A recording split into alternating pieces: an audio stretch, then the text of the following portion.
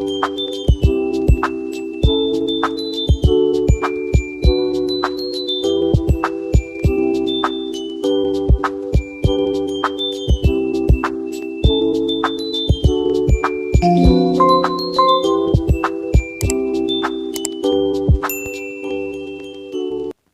आपका मेरे चैनल पर हार्दिक स्वागत है।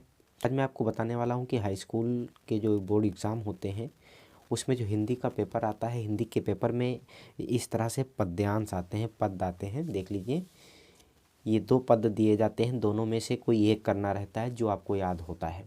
ठीक है, जैसे यहाँ पर 2 दिया गया है, का और खा। ये प्रश्न नंबर 4 है। लिखा हुआ है निम्नांकित पद्यांशों में से किसी एक पद्यांश की व्याख्या कीजिए। ठीक है, तो किसी एक की व्याख्या करना है। देखिए लिखा हुआ है, 2 दिए गए हैं, दोनों में से किसी एक की व्याख्या करना है। जैसे मान लिया कि आपको यदि ये आता है तो इसकी व्याख्या आप कैसे करेंगे, किस प्रकार से बेहतर लिखेंगे तो आपको एग्जामिनर बढ़िया नंबर देगा, मैं वो तरीका बताने वाला हूँ। उस तरीके से यदि आप लिखेंगे तो निश्चित तौर पर आप अपने कक्षा में सबसे बेहतरीन अंक लेके आएंगे। ये है कैसे करना है, मैं आपको इस वीडियो में बताने वाला हूँ। ठीक है, जैसे यहाँ पर लिखा हुआ है 4, तो समझ लो कि आपको लिखना है उत्तर नंबर 4। का है तो का लिखना है, खा करो तो खा आपको लिख देना है। जो भी नंबर हो वो नंबर आपको ऐसे डाल देना है, उत्तर नंबर 4 का। ठीक है, उसके बाद में जैसे मान लिया यहाँ से लेकर के और आपको यहाँ तक व्याख्या करनी है, तो आप कुछ शब्द यहाँ से और कुछ यहाँ के पूरा इस तरह से लिख दीजिए। जब मैंने लिख दिया है ऊधो मोह डॉट डॉट डॉट जदु तात। ठीक है, तो इसमें कहा गया है कि संदर्भ सहित व्याख्या कीजिए, तो सबसे पहले आपको संदर्भ लिखना है। ठीक है ना, तो इस तरह से आप संदर्भ लिखिए।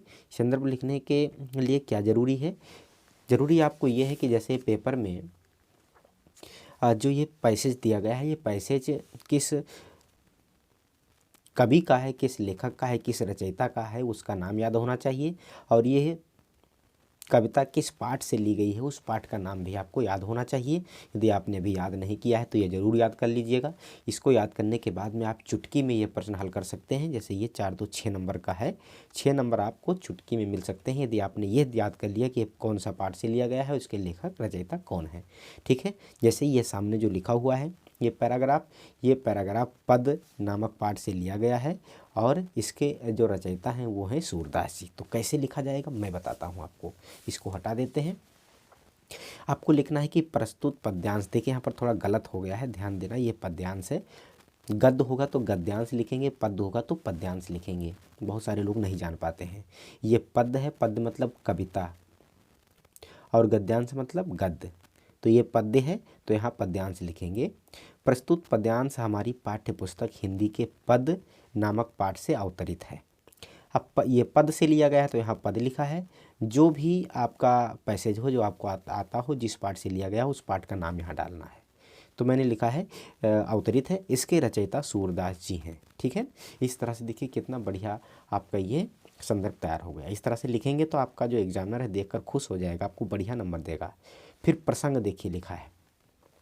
प्रसंग मतलब ये होता है कि यहाँ से लेकर के यहाँ तक जो पंक्ति आपका पैराग्राफ है, उस पैराग्राफ में जो रचयिता है, रचयिता ने या लेखक ने किसके विषय में बात की है, तो आपको यहाँ समझा देना रहता है। जैसे प्रसंग में मैंने लिखा है कि सूरदास जी ने श्री कृष्ण के गोकुल में बिताए गए समय का वर्णन किया है, जिसे कृष्ण अब मथुरा रहकर या मथुरा में रहकर, लिख दीजिए, मथुरा में रहकर याद कर रहे हैं। ठीक है ना, जिस समय गोकुल से वो मथुरा चले जाते हैं, वहाँ पर गोकुल में जो वृंदावन है, ब्रज है, सबकी याद आ रही है। उसमें उनको जो चीज़ें याद आ रही हैं उसको अब ऊधव से कहते हैं। ठीक है, तो व्याख्या इसकी क्या होगी मैं समझाता हूँ आपको। जैसे लिखा हुआ है, व्याख्या और भी बेहतर तरीके से आप लिख सकते हैं, लेकिन मैंने एक तरीका सिर्फ बताया है।